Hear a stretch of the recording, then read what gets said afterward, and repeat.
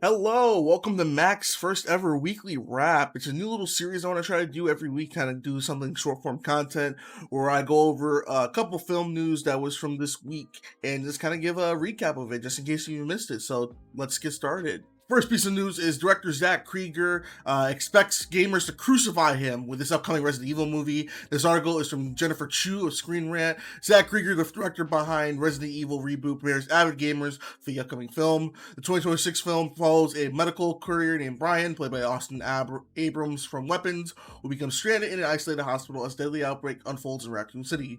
The film takes place in 1998 and will reportedly be more grounded in the franchise's video games and previous adaptations. The movie will also star Paul Walter Hauser as Carl and Jonah Wilson as Mac. Zach Cherry and Kai Reese have also signed on the project, but their roles have not been revealed at the time of this article's publication. So many of you know, Zach Krieger, director of both Barbarian and Weapons, is taking his take on the Resident Evil franchise.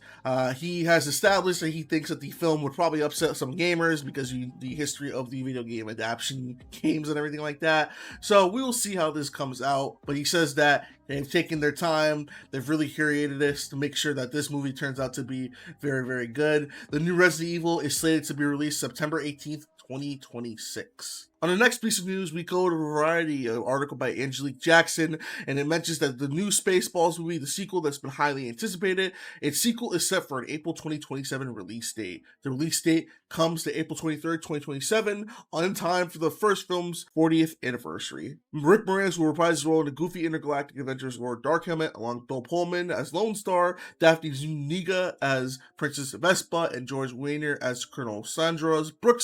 Mel Brooks, who is 99 years old, a winner of the coveted EGOT and hailed as one of the greatest comedic filmmakers in history, also returns to yoga-esque being yogurt. There are also some new faces coming to the Spaceballs sequels with Josh Gad, Keke Palmer, Anthony Carrigan, and Louis Pullman, son of Bill Pullman. The sequel was revealed last summer in a video shared by Brooks. 38 years ago, there was only one Star Wars trilogy, The Crawl Reads, but since then, there have been a prequel trilogy, a sequel trilogy, and a sequel to the prequel, a prequel to the sequel, countless TV spinoffs, and a movie spinoff of the TV spinoff, which is both a prequel and a sequel. The video points out that other franchises like Jurassic Park, Avatar, and Harry Potter have also continued to expand, but in 38 years, it concluded. There's only ever been one Spaceballs, until one. So we do not know what the plot is of Spaceballs 2 yet, but we are curious to see how the new Spaceballs will do, and once again, it will be coming April of 2027.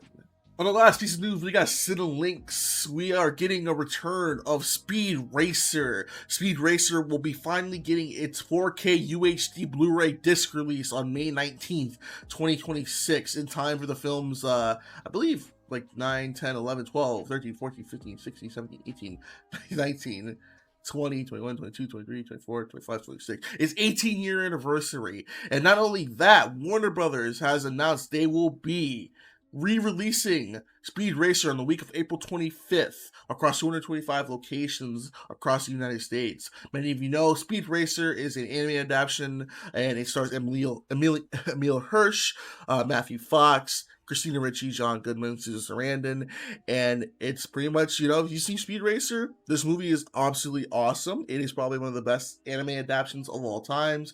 It didn't do well critically at the time of its release. It didn't really make a lot of money too. I think it made money, but just barely, just to break even. But over the years, it's kind of gained a cult following. So that's really all you need to know. So really excited for this to come out. This kind of comes in the same note that Fight Club is also going to get a re-release on 4K and a re-release in theaters. So make sure you check out Speed Racer when it comes out in theaters. That's going to do it for this week's news wrap. If I missed any news, please let me know in the comments below. I might make this a bi-weekly thing. I don't know yet. Let's see how this does. But until next time, I've been Mac from Mac Reviews, and I'll see you all in the next video. Peace. Hey, if you like this video, make sure you check out one of my other reviews on my channel, and stay tuned for the next one.